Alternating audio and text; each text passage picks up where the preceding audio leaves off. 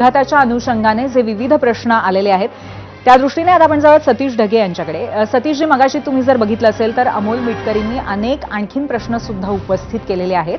या विमान कंपनीच्या अनुषंगाने सुद्धा काही महत्त्वाचे प्रश्न विचारले आहेत आणि त्याचबरोबर चालू असलेला तपास हा आणखीन वेगाने व्हायला पाहिजे अशी एक मागणी सातत्याने दिसतेय. तुमचं याबद्दल काय मत आहे? या तपासाला आणखीन वेग मिळण्याची गरज आहे का, किंवा उलट मी असं विचारेन की संथपणे या तपासाला आहे असं तुमचाही आक्षेप आहे का?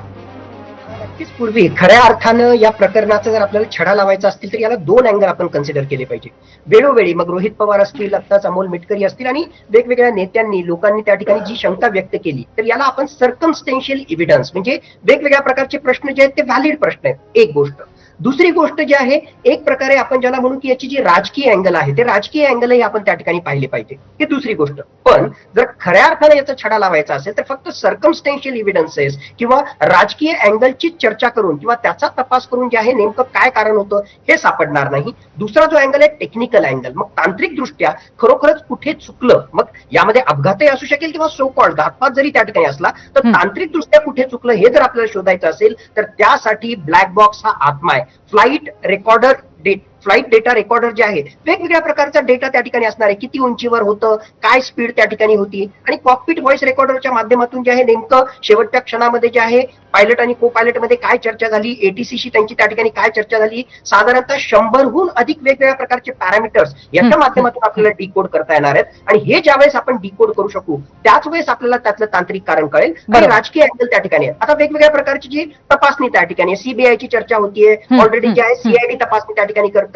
रोहित पवार यांनी जे आहे प्रायव्हेट इन्व्हेस्टिगेटिव्ह एजन्सीज त्या ठिकाणी लावलेली आहे. माझ्या मते राजकीय अँगल, सर्कमस्टेन्शियल अँगल या अँगलनं जे आहे या चौकशा नक्कीच फायद्याच्या त्या ठिकाणी ठरू शकतील. पण एकुलती एक गोष्ट, तांत्रिक दृष्ट्या जर याचा तपास करायचा असेल तर भारतामध्ये AAIB ही सर्वात एक्सपर्टीज असणारी आणि सर्वात योग्य एजन्सी आहे. त्याच्या तपासावर काही प्रश्नचिन्ह असतील तर मग विदेशातल्या एजन्सीज असतील त्यांची आपल्याला.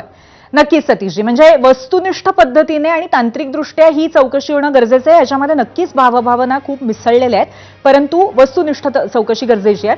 अमोलजी, मी तुम्हाला मगाशी प्रश्न विचारत होते परंतु संपर्क नीट होत नव्हता.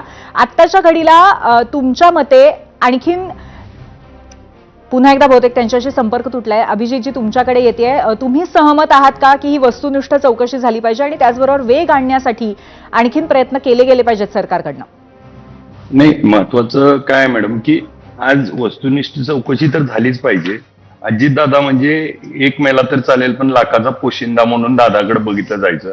आणि मग ज्या राज्याच्या उपमुख्यमंत्र्याचे जर चौकशीला आपल्याला जर कुणाची माहिती घ्यावी लागती, सरकार तुमचं आहे, त्या ठिकाणी सीबीआय तुम्ही करू शकता, ATS.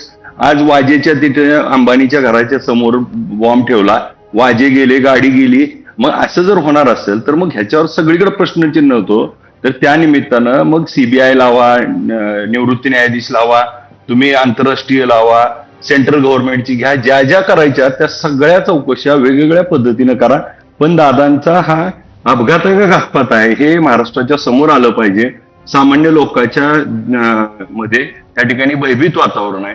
जर अशा काही घटना घडत असतील तर माणसांनी कुणावर विश्वास ठेवायचा? सरकारला मायबाप म्हणलं जातं आणि सरकार जर ह्याबाबत काहीच बोलायला तयार नाही. आज स्वतः सुनेत्रा वहिनींना त्या ठिकाणी जाऊन मागणी करायची वेळ का आली? सरकारमधले तुमच्या शेजारी बसणारे उपमुख्यमंत्री आहेत आणि मग तुम्हीच निर्णय घेऊन तुम्हीच ते सगळ्या इन्व्हेस्टिगेशन केल्या. एकदा सगळे जे काय आहेत वेगवेगळ्या अँगलवरनं तुम्ही चौकशी करा ना, आंतरराष्ट्रीय लेवलवरची. जर ह्याच्यामध्ये कुणाचंच काही नसेल तर चौकशी करायला अडवलंय कुणी? आणि मग सरकार म्हणून का भूमिका घेत नाही? आणि मग आपण AI जी आज आपली आहे ह्याच्याबद्दल ठीक आहे, पण आपल्याकडे जेवढ्या काही इन्व्हेस्टिगेशन यंत्रणा आहेत त्या का केल्या जात नाही? त्या विमान कंपनीवर गुन्हा दाखल का झाला नाही? सदस्य मनुष्यबळाचा होईल त्याला का उचललं नाही, का अटक केली नाही? तो वैमानिक का बदलला? तो वैमानिक जो येणार होता तो कुठे गेला? असे अनेक प्रश्न आहेत. आणि महाराष्ट्र त्या ठिकाणी आज इतक्या वातावरणात आहे की नेमकं दादांचं झालंय काय? आज देखील काही AIच्या माध्यमातून व्हिडिओ येतात की दादा येणार आहे, दादांची बोलणं होते आणि मग लोकांना आज नेमकं कळतच नाही. आज स्पष्टपणे केंद्रीय यंत्रणेने सुद्धा ह्याच्यात भाग घेऊन सांगायला पाहिजे की हे झालंय, हे आहे आणि याच्यात हे. आज जर ब्लॅक बॉक्स सारखी गोष्ट जर आपल्याला सापडत नव्हती, ह्याच्यासारखं दुर्दैव काय असू शकतं? बर नक्कीच प्रश्न तर या क्षणी अनेक आहेत आणि तुम्ही म्हणाला त्याप्रमाणे एक महत्वाचा मुद्दा नक्कीच हा आहे की महाराष्ट्राचे उपमुख्यमंत्री अशा पद्धतीने अकस्मात एका अपघातामध्ये जर त्यांचं निधन होत असेल आणि तो विमानाचा अपघात असेल तर मग सर्वसामान्यांनी काय करावं, कारण अशा पद्धतीने चौकशी आता त्यांच्या बाबतीतही योग्य वेगाने होत नाही असा आक्षेप आहे. मला असं वाटतं की अमोलजींशी आपला पुन्हा एकदा संपर्क झालेला आहे. अमोलजी, तुमचे जे आक्षेप आहेत